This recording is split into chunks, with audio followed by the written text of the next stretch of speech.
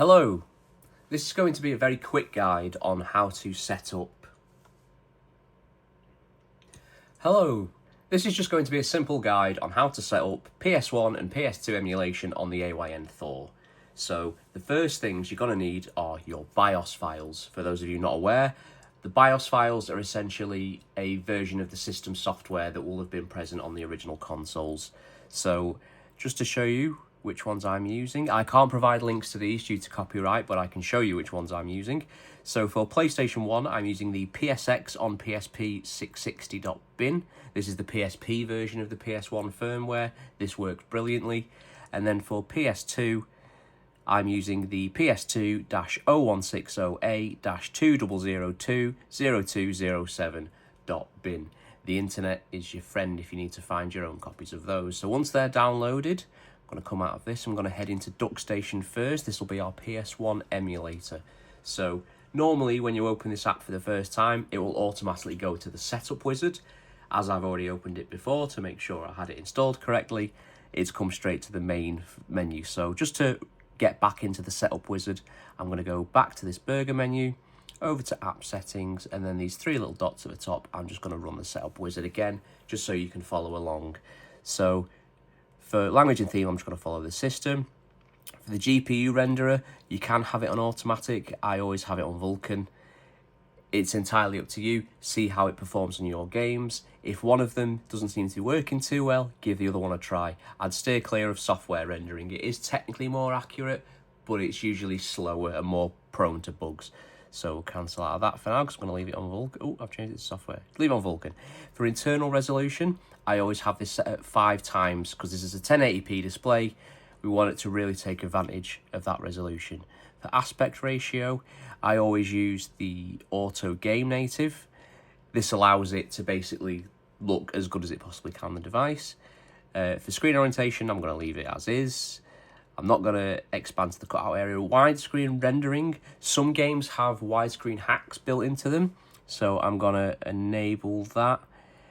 I'm also going to enable this PGXP geometry correction. So for those of you who played PS games back in the day, in the 90s, you'll be familiar with the kind of wobbly textures that they used to have. And again, it does say here, only works with the hardware renderers, which is all we're concerned about. So I'm going to enable that. So next, we're going to import those BIOS files like I just mentioned. So I'm going to import the BIOS. I'm going to tap that. It's in my recents, so I'm just going to open that. There we go. You get a little message saying it's been imported. If you scroll down, you'll see all the regions that have been detected.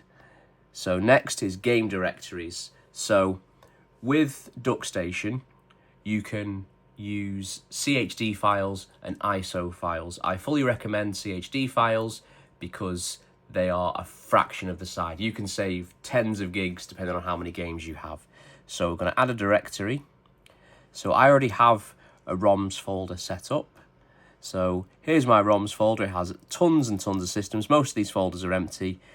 This is from Emulation Station DE, and they set up the folders in a very specific way. So I like using that just for some consistency. So there's our PSX folder. I'm going to tap into that. I'm just going to use this folder. I'm going to allow it, and then next. So the next screen is going to be retro achievements. This is completely optional. However, I fully recommend anyone who's getting into the emulation scene to take up retro achievements. Basically, if you've ever played a game on PlayStation and unlocked trophies, or played Xbox or Steam and unlocked achievements, it can give that extra lease of life, especially to these classic games. It's a great website. I can't recommend it enough. So what I'm going to do is I am going to just sign in.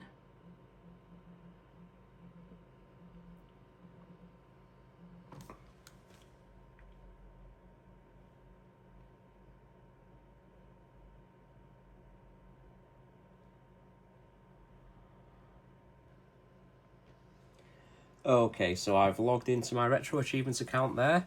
You could just see this little confirmation message here to confirm that I'm definitely logged in. And then I'm just going to hit next. And then that's the setup complete. So when I hit finish, we're going to back out of the settings for now just to let it scan those games. There we are. We can see sometimes it can take a second to scan. You'll get a little prompt. You can see the regions on the right hand side. You can see if it's got retro achievements or not.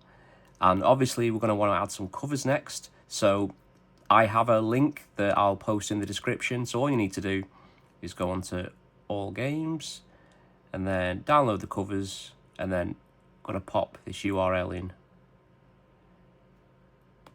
and then download, and that should give us some nice covers.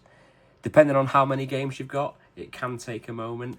So I'm going to come back to this when it's completed. Okay, so there we are. So as you can see, it's downloaded some covers. If you tap this little button in the top right, you can also get a lovely grid view for easier browsing. So next up, we're just going to do some final settings. So in your app settings, we're just going to check that we've covered everything. So you can feel free to enable any of these if you're someone who likes to know the exact FPS and CPU usage. I don't tend to bother. Console region, that's auto detect. You can enable fast boot, which skips the boot animation. You can turn this off if you want the full nostalgia experience. So I also enable fast forward memory card access. So what this does is when it's writing to the memory card, when you're saving your games, it does it infinitely quicker than it would have done on original hardware. So latency control, I don't tend to touch too much of this stuff. Most of this is more for those advanced users. So most of these options you won't even have to worry about. Graphics, obviously we set these internally, although it seems to have reset my internal resolution. So I'm going to set that back to Vulkan and then back to 5 times. And then re-enable the options that I enabled in the initial setup. Don't quite know what happened there. You can also force a 4:3 aspect ratio for the FMV, so if your game has a lot of the old blocky 3D cutscenes, they can look a little bit ridiculous when stretched, so I tend to enable that as well. Audio is usually fine, I don't have any issues with audio. Post-processing, so you can add shaders. I don't tend to use them, but if you want it to look like it's on an old CRT telly, for example, you can enable those as well. I'll do a separate video covering shaders. Personally, I don't use them. Some people swear by them. Achievements. You need to make sure that even though I've logged in, I need to enable them. I enable hardcore mode, which means that it disables save states, cheats, and slowdown. And then I have the notifications as well, just because I like them. So I'm logged in there, and my token has been generated. Game list, if you need to add multiple folders or change the folder, here's where you'd have it. Memory cards, this is the big one. So I'm going to create a new card. I'm just going to call it PSX. And I'm going to create it. So the memory card type, so I like using shared between all games. So you've got one memory card that every game accesses. You can do it individually, either through game code, which is like the serial number, game title, the file title. I don't know why you'd want to use the do not save option, but so I want to share it between all games. This is entirely up to you. And then the shared card will go under that name. So don't really know why it asked me to create one. Obviously the BIOS, we've already seen this, and the advanced settings. Again, most of these not really relevant for a default setup. Something to possibly look into when you get a little bit more comfortable with the emulation space, but nothing really necessary in my eyes. So the last thing we're going to do is we're going to set up the controller. So firstly, on the touchscreen, we're going to change touchscreen controller view to none, because obviously this is an Android device. Usually they're touchscreens. This would have the big ugly touchscreen input on it, which we don't need. So port 1, which will be our controller. Controller type, we're going to enable an analog controller DualShock. So you can perform the automatic mapping, but there is an issue. So what essentially happens is, because of the AYN Thor using the switch layout, so you have A on the right, B on the bottom, X on the top, Y on the left, for example, it tends to swap the inputs around. So I always find it's much easier just to do it yourself. So you go through each of the controls, D-pad up, and then you just press the relevant controls to make sure that everything is all set up properly. So for those of you who grew up with the PlayStation, you'll know the button layout like the back of your hand. Don't need analog toggle. see the shoulder buttons for L2, pardon me, and then R2. Be very careful when doing the sticks, because if you knock it slightly, it will register as an input. So left stick left stick right, left stick down, left stick up, and the same for the right. So don't need any of the macros. You can enable use analog sticks for D-pad in digital mode. So if you prefer to use the analog sticks, it will translate those inputs to D-pad inputs. If you find that they're very sensitive, you can adjust the sensitivity here. For me, I've never had an issue with the defaults. Now, we also have hotkeys. So what these are is shortcuts, essentially.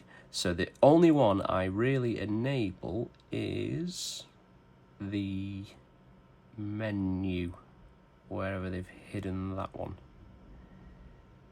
Have I missed it? Open pause menu, of course, it was right at the bottom. So I like to have this as select and start. So you can use multiple buttons, so make sure you hold one and then press the other. So this basically opens up the pause menu, which allows you to exit the games, you can view the achievements, and gives you access to all those options in a nice easy shortcut. So that is basically it for the PS1 setup. So we're going to boot a game. We'll boot GITHUB, which is always a good one. So as you can see here, so it's logged into my retro achievements, and it's given me a summary here. So I've got 0 of 27 achievements. We're just going to let it boot into the game.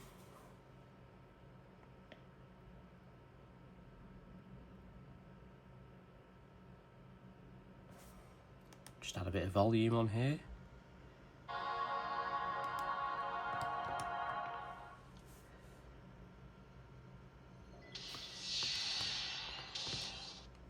So I'm just going to skip through the initial loading screens.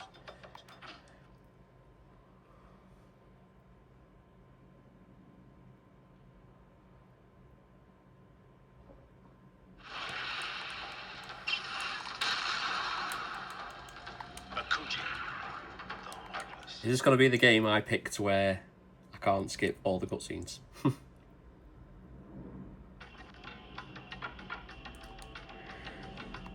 So it just did a save there, if you noticed in the top left. So anytime it does write to the memory card, you do get a notification.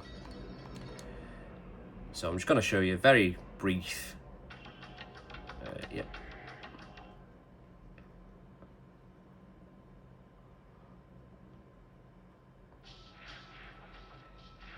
So here, so it's currently in 4.3, but you can see that the textures are upscaled, so it just looks really, really nice.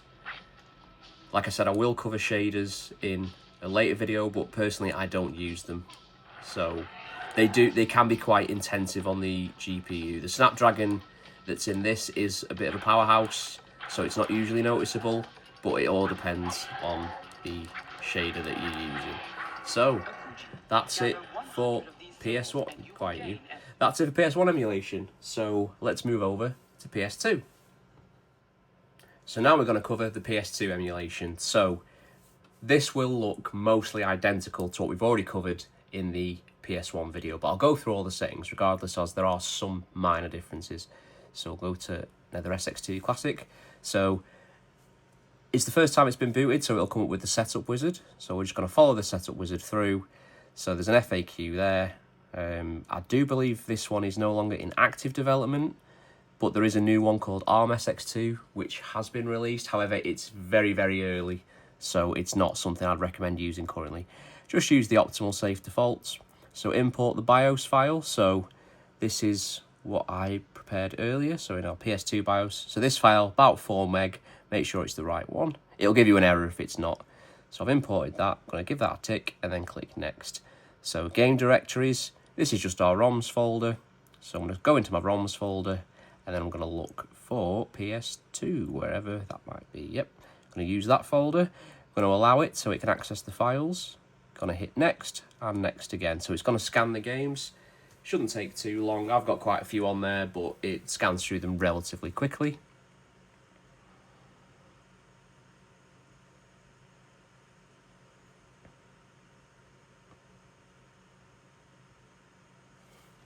So there we are. So you'll notice if you watch the PS1 section of this video, it looks identical.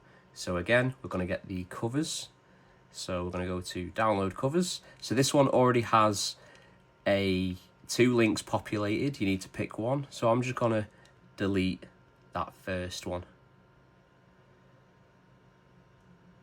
And done.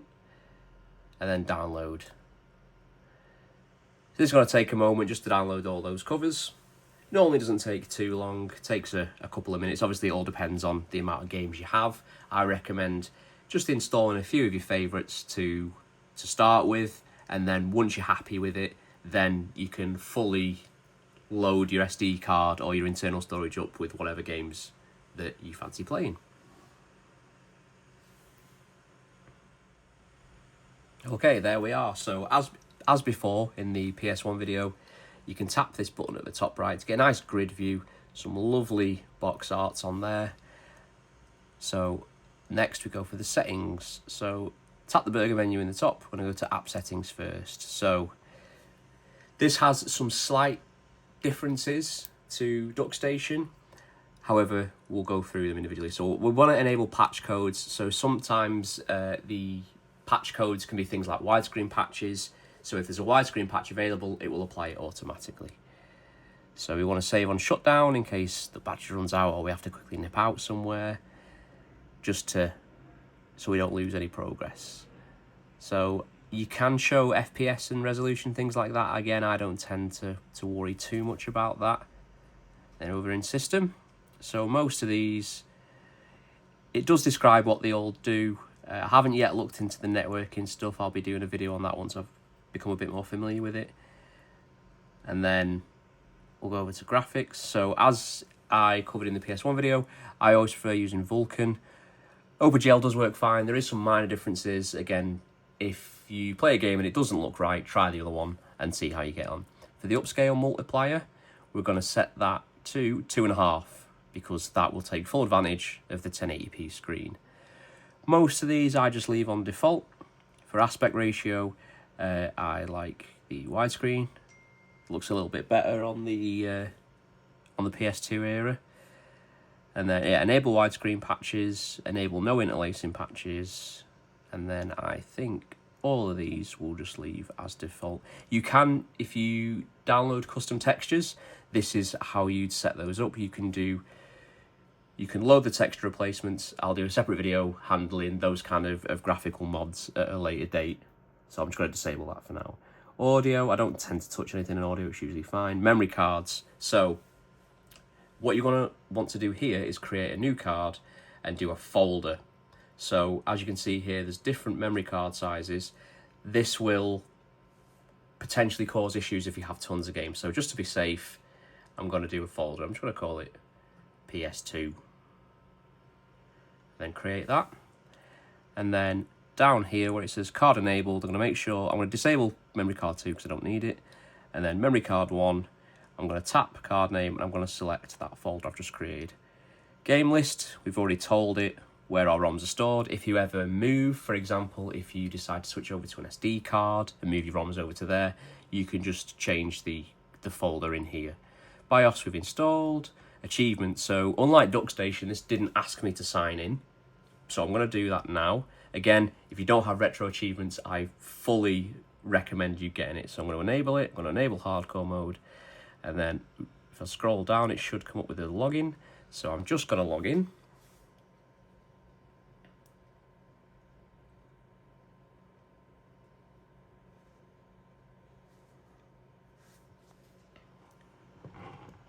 So there we are, that's logged me in.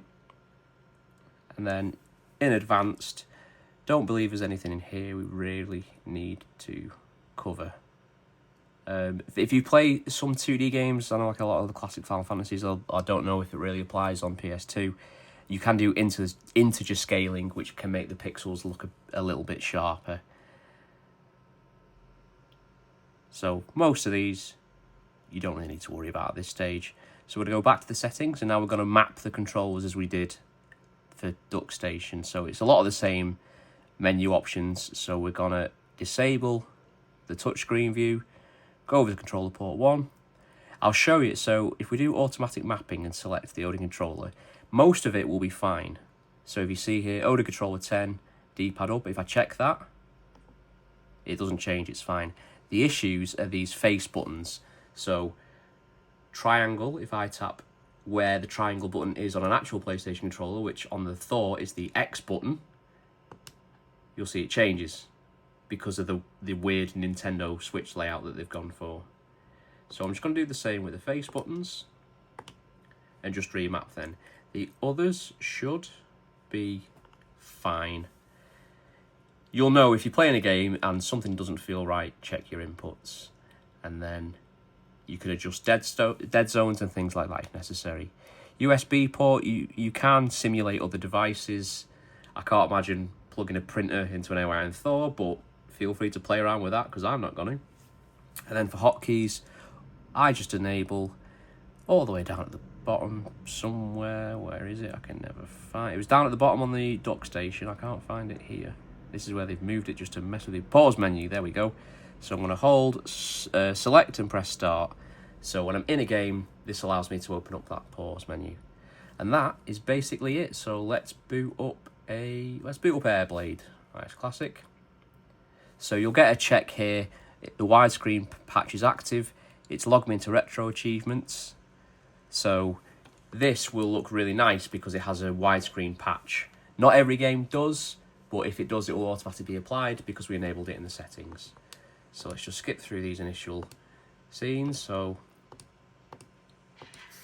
we'll just very quickly set it all up.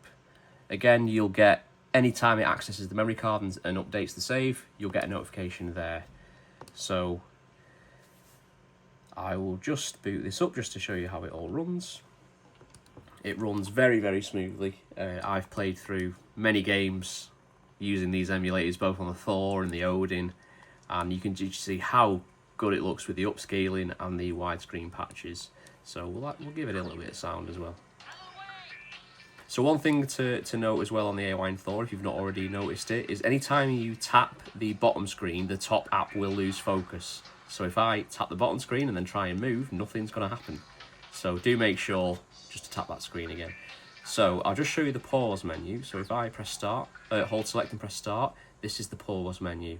So this allows me to exit the game. I can toggle the frame limits. I can save state. If you're playing without retro achievements or you're on the softcore mode, you can load a state. You can view the achievements or leaderboards. It's all pretty self-explanatory. So there we are. That's how to set up PS1 and PS2 emulation on the AYN Thor.